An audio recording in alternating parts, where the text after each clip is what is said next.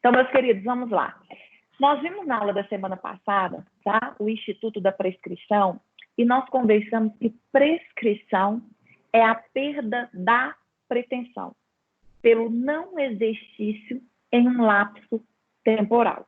Inércia do titular. Então, antes da gente verificar que prescrição é a perda da própria pretensão, nós vimos o que é uma lide, nós vimos o que é um litígio. O que é lide? O que é litígio? Conflito de interesses qualificado por uma pretensão resistida. Significa que a pretensão de Marcos é uma e significa que a minha pretensão é outra. Porque se nós tivéssemos as mesmas pretensões, não havia resistência, tá? Então, veja que a pretensão dele é uma, a pretensão minha é outra. Então, há divergência, resistência nessas pretensões. Então, por isso se instaura um conflito, por isso se instaura uma lide, porque a lide é conflito de interesses qualificado por uma pretensão resistida, tá certo? E aí, nós vimos o seguinte, que a gente tem o direito subjetivo. O direito subjetivo é a faculdade de fazer ou deixar de fazer algo em virtude de lei. Então, o direito subjetivo é a faculdade de fazer algo ou não em virtude de lei. Então, percebam, nós estudamos os vícios e defeitos do negócio jurídico.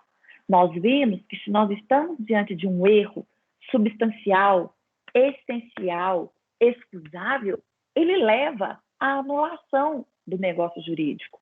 Nós vimos que nós, se estivermos diante de um dolo determinante, dolos malos, ele leva também à anulação de um negócio jurídico. Mas, para que eu ajuize a ação anulatória, tá? Eu preciso, então, de verificar o prazo para que eu possa manejar. E aí é que está. Dani, nesse prazo, o que eu vou olhar?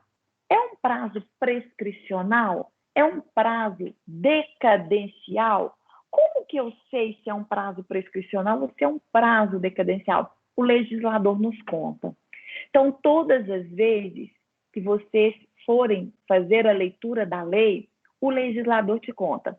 É imprescritível, prazo prescricional de tantos anos, prazo decadencial de tantos anos, ele te conta. Na prática, não há muita diferença.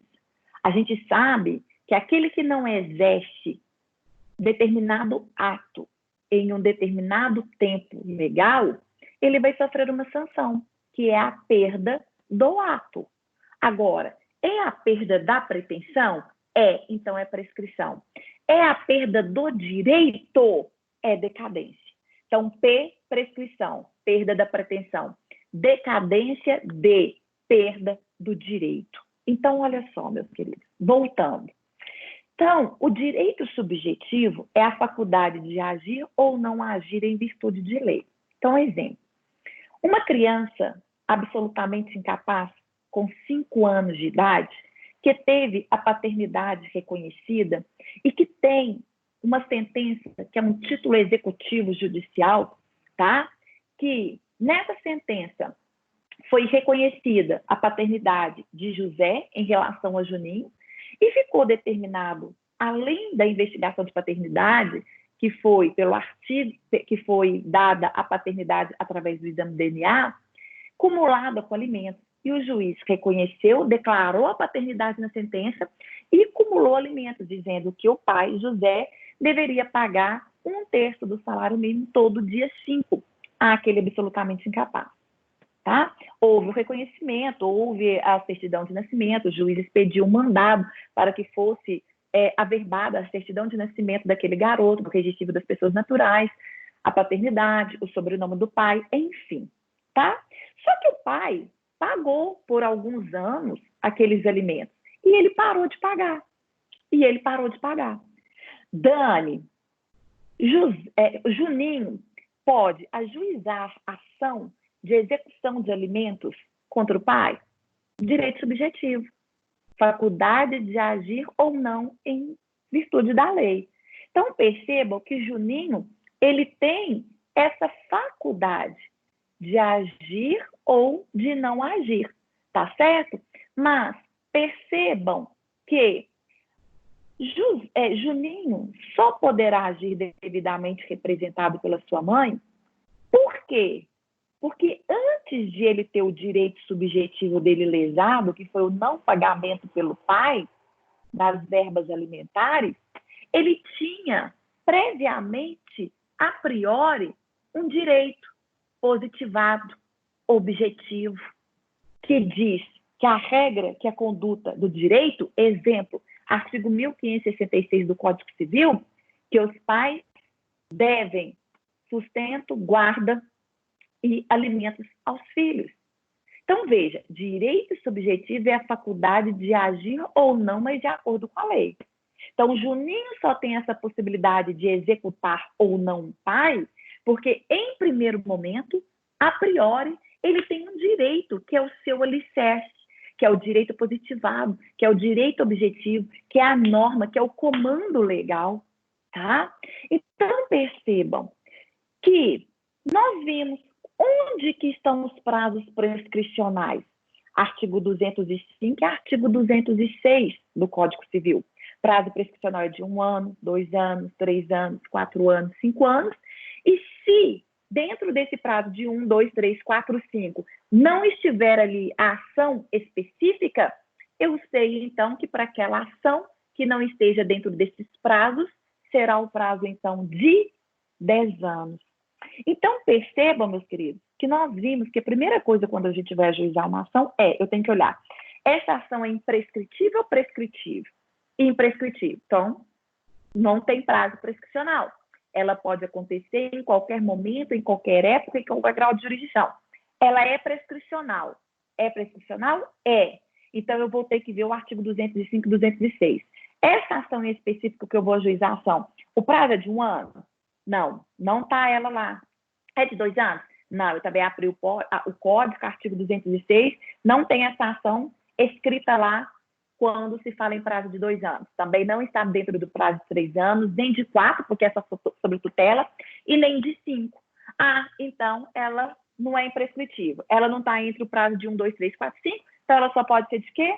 10 anos, tá? Porque a própria lei vai falar se o prazo é prescricional ou não.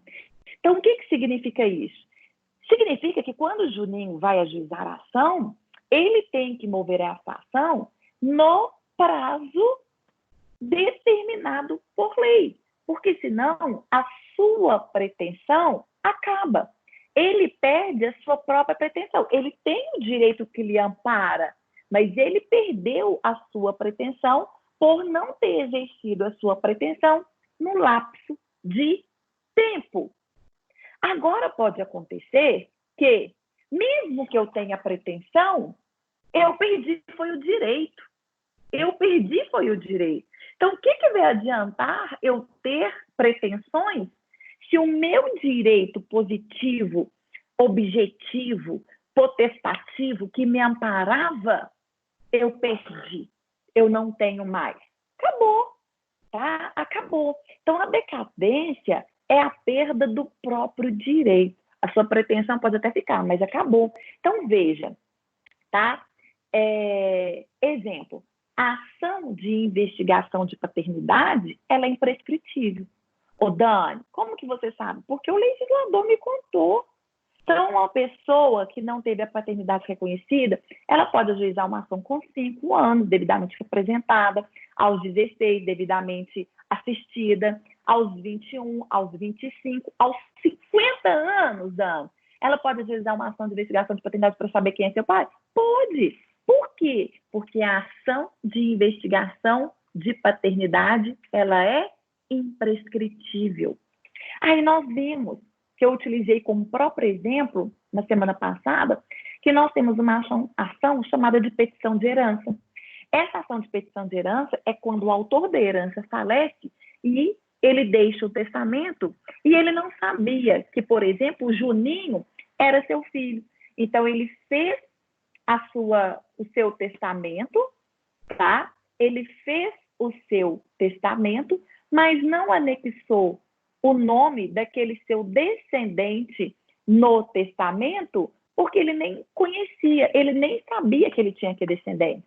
Então, veja, com a morte do autor da herança, a mãe resolve divulgar a seu filho que aquele que veio a óbito era seu pai. Então, veja, ele vai acumular uma ação de investigação de paternidade com petição de herança, porque antes dele receber herança, ele tem que provar que ele é o quê? Filho. Só que aí, a ação de petição de herança, ela não é imprescritível, ela prescreve. E aí, se você for olhar, petição de herança, prazo de 1 ano, ela não está lá. Prazo de 2, não está lá. Prazo de 3, não está lá. Prazo de 4, não está lá. Prazo de 5, não está lá. Então, o prazo dela é o quê? De 10 anos. Aí você fala assim, Dani, mas então o sujeito tem 10 anos? Mas, antes dele pleitear a herança, ele tem que provar que ele é o quê? Filho. Então, veja, os 10 anos, aí os tribunais já entenderam, vão ser começados a contar, tá? A partir da sentença que transitou em julgado, a investigação quê? De paternidade. Então, a juíza, a ação de investigação de paternidade. Dani, ele demorou 20 anos para juizar. Não me importa. Ajuizou. Aí, depois de 20 anos lá que o pai faleceu, ele ajuizou, é pai. E aí ele tem mais 10 anos a contar do trânsito e julgado da sentença para mover a petição de herança? Tem. Esse já foi os entendimentos dos tribunais. Então, veja, o prazo é prescricional, tá? Agora, se ele não exerce isso no prazo legal, tá? Não adianta ele ter o direito lá, que está no Código Civil, na parte de sucessões, herdeiros, descendentes são herdeiros necessários e eles têm direito pelo menos de 50% da herança. Não adianta ele ter esse direito se o legislador previu que o prazo é prescricional para ele ajuizar a ação de petição de herança no prazo de 10 anos a contar do trânsito em julgado da sentença da investigação de paternidade. Então, veja, Dani, passaram-se 11 anos a contar da sentença. O direito existe? Existe. Direito positivo está lá, tutelado, escrito como norma no Código Civil. Mas o direito subjetivo dele foi lesado? Foi. Ele não recebeu herança. Surgiu para ele, com a lesão, a faculdade de acionar a justiça para pleitear? Surgiu. Mas ele tinha tempo para fazer isso, que era o prazo de 10 anos e não fez. Então, o direito dele está prescrito. Então, a gente viu que isso é prescrição. E aí, nós vimos que a prescrição também pode haver o Instituto da Renúncia da Prescrição. O Instituto da Renúncia da Prescrição, ela só acontece quando a prescrição já foi consumada. Ou seja, o agente deveria ter exercido a sua pretensão em juízo no dado momento e ele ficou inerte e não exerceu a sua pretensão, então teve a prescrição do seu direito. Então, com a prescrição, tá? Então, veja, eu tenho uma dívida vencida para com a Luana. Essa dívida já está vencida, então feriu o direito subjetivo da Luana, ou seja, ela não pode agir ou deixar de agir se a dívida ainda não estava vencida. Mas a partir do momento que a dívida venceu e eu não quitei, não honrei essa dívida, lesiona, faz a lesão desse direito subjetivo da Luana, e aí nasce para ela a faculdade de me cobrar isso na justiça, tá? Mas vocês viram que as ações de cobrança são os prazos de 5 anos. Ela não faz isso no prazo de 5 anos. Aí, com 5 anos e meio, ela ficou agora, diante da pandemia, desempregada, precisando de dinheiro. Agora eu vou ajuizar parando. Quem sabe eu recebo meu crédito.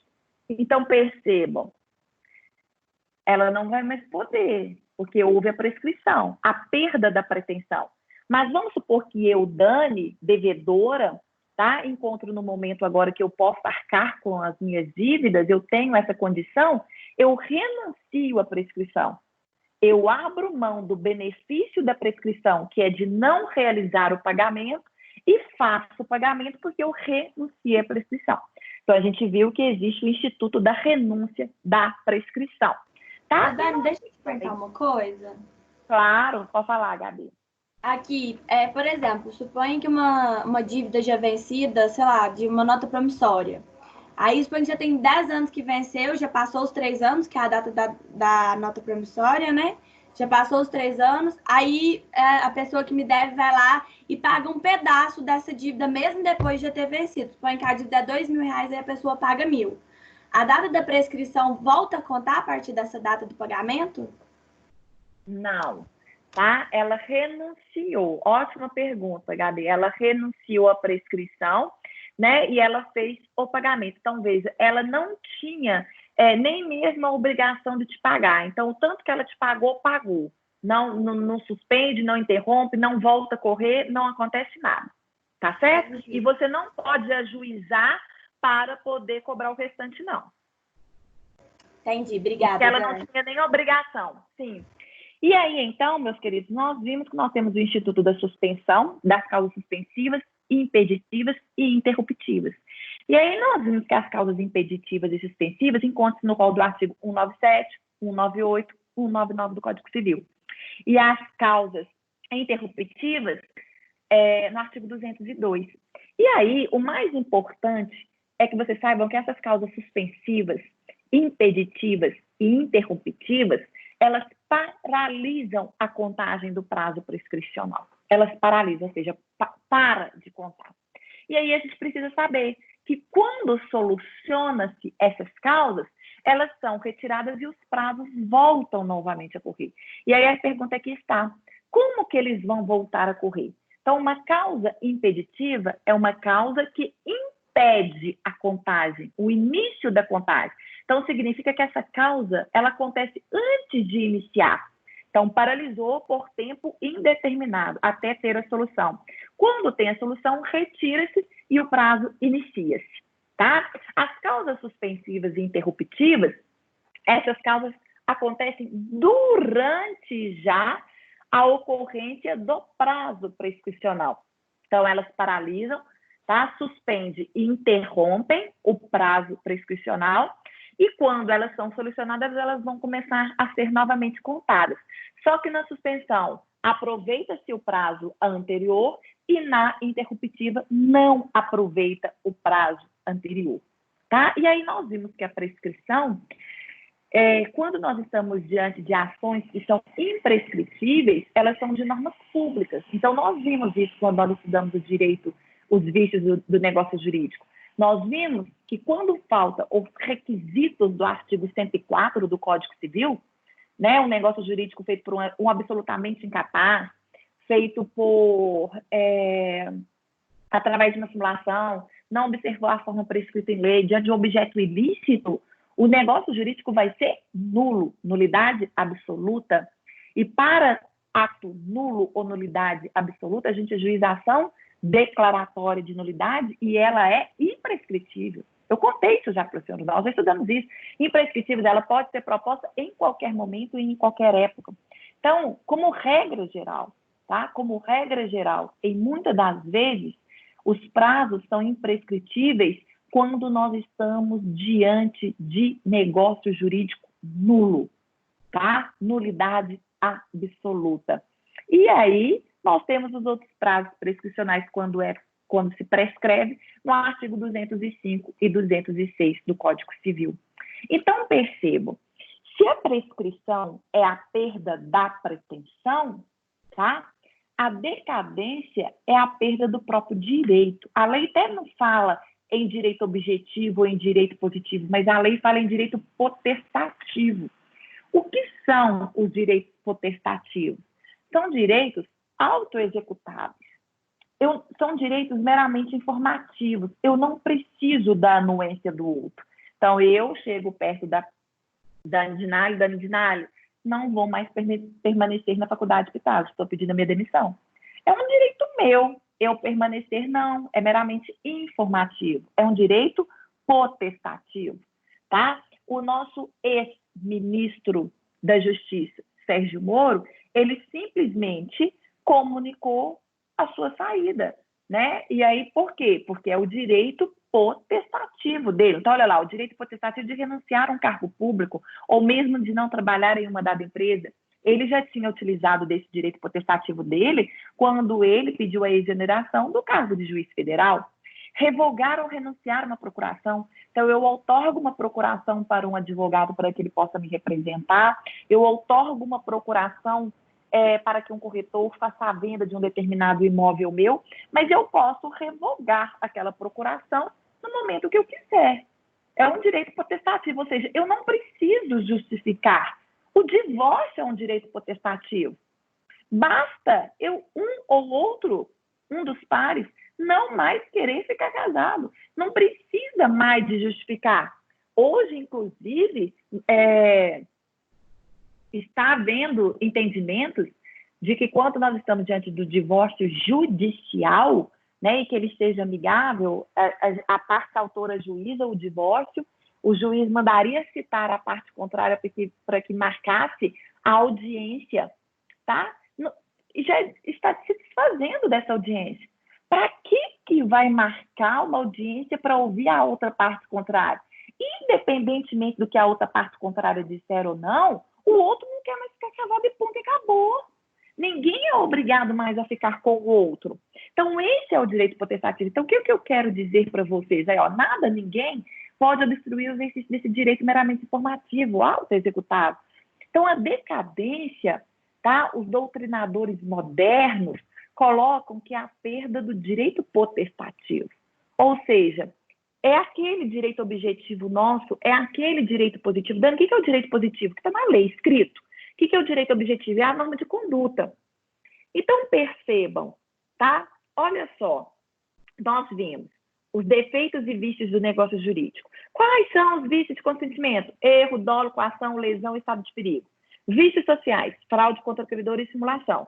Mas nós sabemos que, apesar da fraude contra credores ser um vício social, ela, juntamente com o erro, dolo, coação, lesão e estado de perigo, devem ser propostas as ações anulatórias, no prazo decadencial de 4 anos, artigo 171 e 178, a contar do fato, salvo em relação ao relativamente incapaz, que é 4 anos a contar da cessação da incapacidade, e da coação, 4 anos a contar da cessação da coação.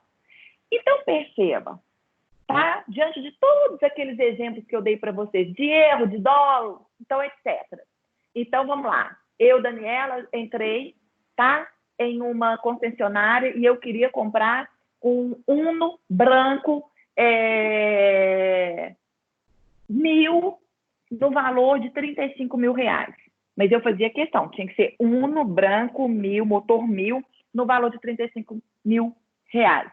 Ah, e queria que ele fosse bicombustível, tá? A vendedora sabia que ele não era bicombustível, que o único carro que ela tinha lá é o Uno branco, 1000, no valor de 34.900, mas ele não era bicombustível.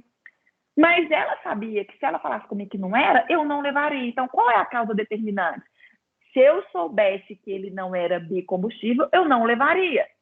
Ela falou comigo que era, eu levei. Aí, mesmo que ela não falasse para mim, eu ficasse, ele é bicombustível? Ela calada, ele é bicombustível? A gente viu que existe o dolo por omissão.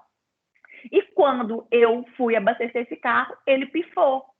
Dani, cabe aí só perdas e danos, porque é dolo acidental? Ou cabe aí anulação do negócio jurídico, porque é um dolo determinante, dolo malo? Dolo determinante, dolo malo. Eu só compraria se fosse bicombustível 1000, branco, no valor de até 35 mil. E ela sabia que ele não era bicombustível e me vendeu. Então, percebam, eu posso ajuizar a ação anulatória? Posso. Qual que é o prazo mesmo? 4 anos. Mas se passou 4 anos e meio, eu ainda posso? Não. Por que você não pode, Dani? Porque você perdeu o seu próprio direito. A sua pretensão continua.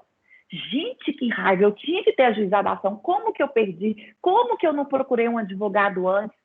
A sua pretensão ainda está lá. Você quer a todo custo ajuizar aquela ação, mas você não pode mais ajuizar porque você teve a perda do seu próprio direito, que era a sua garantia.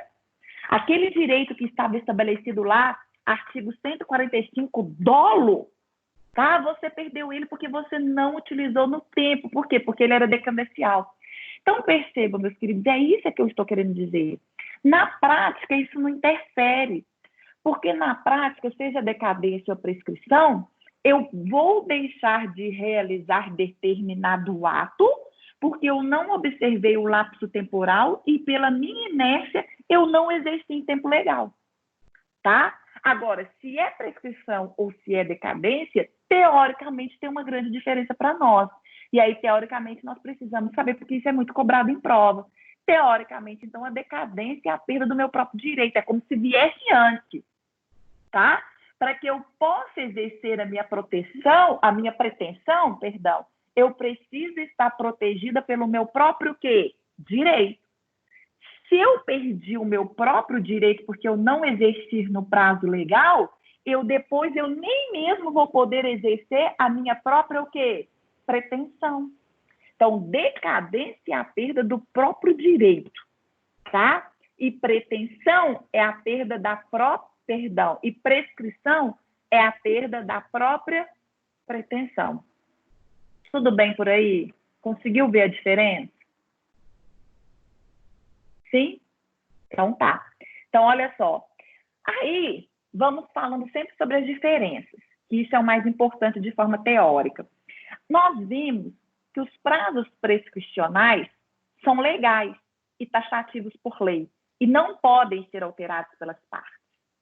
Né? Tá lá, artigo 205, vai ser de 10 anos se não for de 1, de 2, de 3, de 4, de 5, que está estabelecido no 206. São prazos legais já vindos pelo legislador de forma taxativa. E acabou. Ponto final, não tem discussão. Já a decadência, eu tenho duas espécies de prazos decadenciais. Legal, feito pelo legislador, exemplo, os vícios de consentimento, 4 anos, artigo 171 e 178, tá? E eu tenho prazo convencional, acordado pelas próprias partes. Então, percebam, tá? A Camila vai me vender um imóvel. A Camila vai me vender um bem imóvel, tá? E nesse bem imóvel, no nosso contrato particular, nós determinamos várias cláusulas contratuais. Como que a Camila vai me entregar esse bem? Qual é a metragem do bem? O que tem nesse bem imóvel? E lá, em contrapartida, está as cláusulas. Como eu, devedora, vou pagar, de que forma que eu vou quitar, se é só em dinheiro ou em espécie, se eu vou dar um outro bem e o restante eu vou fazer em pagamento em espécie, tá? E aí, em algum momento, que eu nem sei mais o porquê, foi quando a gente estava estudando foro de eleição. Deve ter sido, então, no semestre passado, quando a gente estava estudando domicílio. Aí nós vimos que a gente tem um domicílio necessário, domicílio ocasional, né? Aí nós estudamos o foro de eleição. E eu já contei para os senhores, então, que todas as vezes que a gente vai ajuizar uma ação em relação que a discussão é sobre um bem imóvel, como regra de competência territorial, a ação tem que ser proposta no local do imóvel. Então, vamos supor que o imóvel que a Camila está me vendendo esteja lá em Guarapari, mas nós duas residimos aqui. Então, o que nós podemos fazer? A gente vai colocar uma cláusula contratual dizendo que o foro de eleição será a comarca de Divinópolis. A gente pode fazer isso, foro de eleição, vocês exercitarem isso lá em pessoas e bens. Beleza. Só que aí a gente pode colocar uma cláusula contratual também, que se, porventura, a Camila não me entregar o bem imóvel no tempo certo ajustado, de acordo com a cláusula 2, ou que se eu não fizer o pagamento de acordo com a cláusula 7ª, vai incorrer juros, multa, correção monetária. Ou se ambas descumprir o contrato, terá uma multa no valor de 20% sobre o valor do bem, tá? Mas a gente elege o foro de Divinópolis para debater aquelas questões e a gente pode colocar ali um prazo decadencial de 3 anos a contar do dia do descumprimento do contrato. Então, Dani, a gente pode fazer isso? Pode, porque, veja, é um negócio jurídico. Negócio jurídico nada mais é do que uma manifestação de vontade das partes. Um contrato particular é um contrato, no mínimo, bilateral, que eu tenho 2 manifestações de vontade. Então, ali a gente pode acordar. A gente elege o foro de Divinópolis para, provavelmente, se houver algum tipo de litígio, tá? E colocamos um prazo decadencial para que o exercício da ação competente seja proposto no prazo de decadencial 3 anos a contar do descumprimento de alguma daquelas cláusulas. Então, perceba, foi convencional. Nós podemos fazer isso? Podemos, mesmo que a lei estipule, tá, algum outro prazo? Podemos. Por que a gente pode fazer isso? Porque o legislador permitiu, tá? O legislador permitiu que a decadência ela pode ser convencionada pelas próprias partes. Então, enquanto a prescrição é somente legal, a decadência ela pode ser tanto legal quanto também o quê? Convencional, tá? Uma outra diferença. Nós vimos, e eu ainda acabei falando hoje, sobre o instituto da renúncia da prescrição. Nós vimos que pode acontecer a renúncia da prescrição pelo devedor quando da prescrição já consumada. Dani, existe a renúncia da decadência? Então, veja, eu tenho duas espécies de decadência. A decadência legal e a decadência convencional. Olha o que o artigo 209 fala. Somente a decadência convencional pode ser renunciada após a consumação. Então, olha, lá nesse contrato de compra e venda meu e da Camila, nós colocamos que seria o prazo decadencial para ajuizar a ação competente no foro da comarca de Divinópolis, 3 anos a contar do descumprimento, tá certo? Então, já se passaram 3 anos. Eu não paguei a Camila. A Camila deveria, então, ajuizar uma ação, tá? Específica para que eu pagasse aquele débito. Mas ela parou, ela ultrapassou o prazo de 3 anos. Então, veja, eu, com 4 anos, eu posso renunciar e pagar a Camila. Posso, não tem problema nenhum, porque eu estou diante da decadência convencional. Mas olha lá o que o 209 fala. Será nula a renúncia da decadência legal. Então, não existe renúncia da decadência legal. Veja, se acontecer a renúncia da decadência legal, ela é nula. E olha aí, a palavrinha nula significa que eu estou diante de uma nulidade relativa ou absoluta? Absoluta. Significa que é um defeito muito grave. Se houver a renúncia da decadência legal, significa que isso foi um vício, um defeito que aconteceu no negócio jurídico, não pode acontecer. E aí a gente vai poder ajuizar uma ação declaratória de nulidade para com que essa renúncia da decadência legal seja considerada nula. Prazo, então, quando eu estou diante de nulidade absoluta, o prazo é imprescritível. Olha só, nós já aprendemos isso, tá? Então, tomem cuidado. Renúncia de prescrição, ok. Renúncia de decadência, eu preciso averiguar. Cabe renúncia de decadência somente convencional. Legal, não. E uma outra diferença. A prescrição, então, há causas impeditivas, suspensivas e interruptivas. Falamos, tá? A decadência, como regra geral, ela não se interrompe, ela não se suspende e não se aplica às causas impeditivas. Essa é a regra geral, tá? Então, decadência, como regra geral, não se suspende, não se interrompe e não há aplicação de causas impeditivas. Tudo bem até aí? Vocês viram que para eu explicar a decadência, na verdade, eu estou fazendo um comparativo. Porque o que a gente precisa saber, então, portanto, é a prescrição, saber que decadência é a perda do próprio direito e quais as diferenças entre elas, então, portanto. Então, vamos lá. Enquanto a prescrição, como já vimos, é a perda da pretensão, a decadência é a perda do próprio direito potestativo, tá? Vocês viram que as ações que são imprescritíveis, elas podem ser alegadas em qualquer momento, em qualquer grau de jurisdição, inclusive serem reconhecidas de ofício pelo próprio juiz. Mais uma vez, o que é isso? Reconhecida ou pronunciada de ofício pelo próprio juiz. A gente sabe que o poder judiciário ele é inerte. A gente sabe que o poder judiciário, para que ele possa agir, ele precisa de ser provocado pelas partes.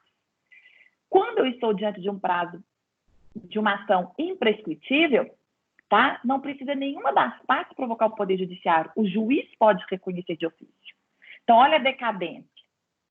A decadência legal, ela pode ser reconhecida de ofício pelas partes. Mas a decadência convencional, ela não pode ser reconhecida, a decadência legal, ela pode ser reconhecida de ofício pelo juiz. Eu falei parte. E a decadência convencional não pode ser reconhecida de ofício pelo juiz, somente se for provocada pelas partes. Então, vamos lá. Dani, prazo que nós vimos legal, de uma decadência legal. Os vícios de consentimento que nós estudamos. Prazo decadencial legal de 4 anos. Então, vamos supor, tá? Que nessa ação que eu fui na concessionária e comprei esse carro, que eu queria um carro Uno, branco, motor 1000, bicombustível, no valor de até 35 mil, tá? A Luana, então, era vendedora. Ela dolosamente, maliciosamente, mentiu, tá? Que o carro era bicombustível para que eu pudesse comprar. Depois de algum tempo, eu fui abastecer esse carro, depois de 4 anos, porque eu sempre quis abastecer com gasolina. Com 3 anos e meio, eu sempre quis abastecer com gasolina.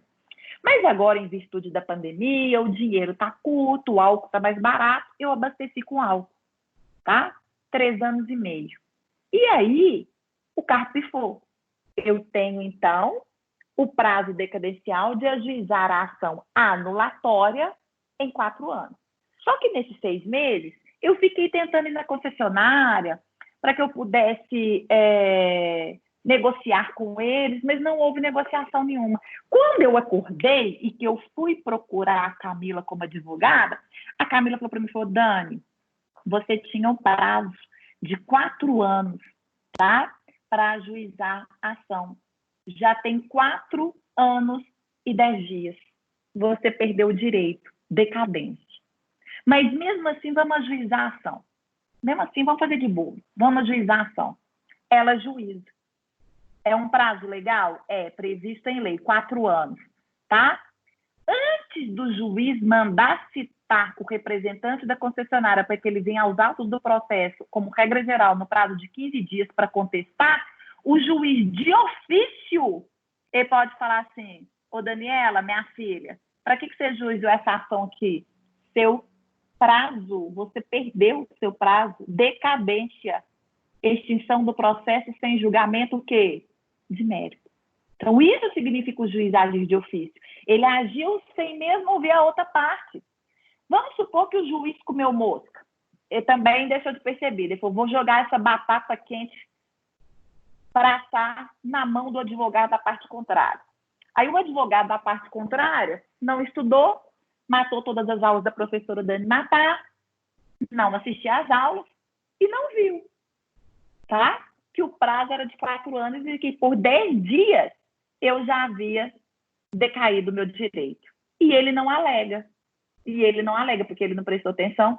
O juiz, então, em qualquer momento, em qualquer grau, ele poderá fazer de ofício. Mas se o juiz não faz também, o que vai acontecer? Juiz não alegou de ofício. A parte não alegou, o processo vai continuar. E no final o juiz pode, tá, dar ganho de causa para mim, sem a decadência ter sido analisada naqueles autos do processo.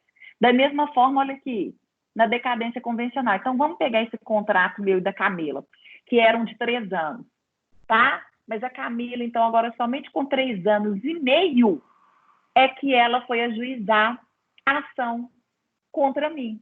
Só que quando ela foi ajuizar essa ação contra mim, tá? O advogado falou, Camila, olha só, já tem 3 anos e meio. A decadência estipulada no contrato de vocês foram 3 anos. Você não tem mais direito, você já perdeu o seu direito. Aí o advogado dela, mas vamos propor a ação. Por quê? Porque se o juiz enxergar isso, ele não pode falar nada.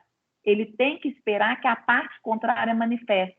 Aí a advogada que eu contratei é uma advogada que não estudou direito civil, não alega a decadência nessa ação e o juiz vai continuar o quê?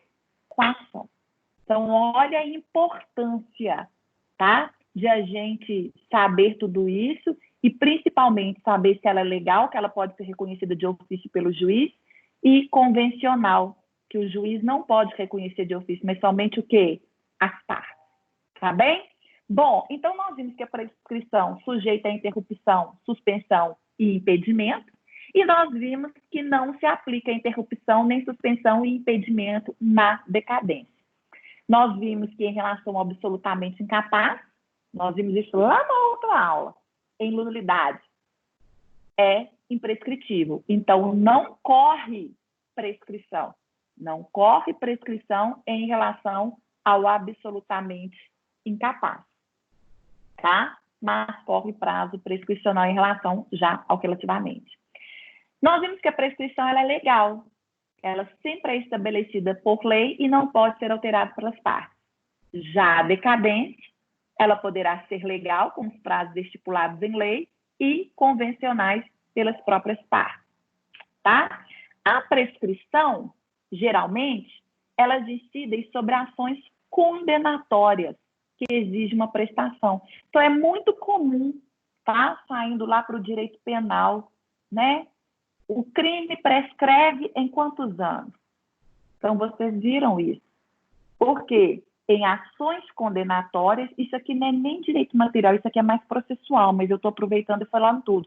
Então, as prescrições, elas acontecem geralmente em ações condenatórias. Já a decadência, como regra geral, o legislador vai prever prazos decadenciais quando nós estamos diante de ações o quê? Constitutivas. Você se recorda do que são ações constitutivas? Aquelas que modificam, né? Que mudam, que alteram a situação jurídica. Cria, conserva, extingue e modifica direitos. Então, geralmente, quando eu estou diante de ações constitutivas, prazo decadencial. Ações condenatórias, prazo prescricional. Então, veja, a decadência, ela nasce junto com o direito. Né? O prazo decadencial, ele nasce junto com o direito, porque a decadência é a perda do próprio direito. Então, à medida que nasceu o direito, eu tenho que exercer esse direito. Já a prescrição, não. Eu tenho o meu direito que foi estabelecido, o direito está lá me amparando, mas eu tenho um tempo para eu exercer a minha pretensão quando o meu direito subjetivo for lesado. Então, veja lá, tem o direito positivo, tem o direito objetivo, que fala que todos precisam pagar o débito, que todo credor merece receber o seu crédito. Está lá esse direito positivo. Eu tenho ele lá comigo. Agora, perceba, se alguém está me devendo, mas a dívida ainda vai vencer, eu tenho direito, mas não nasceu para mim a minha pretensão. Porque a pretensão só surge para mim a partir do momento que eu fui lesada. Então, a partir do momento que a dívida está vencida, eu tenho o direito que me ampare e nasce para mim a minha prescrição. E aí, se eu não exerço ele, eu perco em virtude da prescrição. Então, a prescrição nasce da lesão do direito subjetivo. Já a decadência, ela nasce junto com o direito potestativo ou positivo ou objetivo. Nós vimos que existe o instituto da renúncia da prescrição, feita pelo devedor. E existe o instituto da renúncia da decadência, mas só em relação à decadência convencional, porque na legal não pode haver renúncia se houver ato nulo, tá? A prescrição, a contagem é a partir da lesão do direito subjetivo e a decadência, a contagem inicia a partir do próprio quê? Direito. Então, meus queridos, essa foi a nossa aula de decadência. Na verdade, vocês precisavam saber hoje somente o que era o conceito de decadência, porque o resto, tudo que nós falamos a respeito de decadência, era fazendo um quadro comparativo em relação ao que vocês já sabiam em relação à prescrição. Então, nesse momento, eu encerro e me coloco à disposição dos senhores.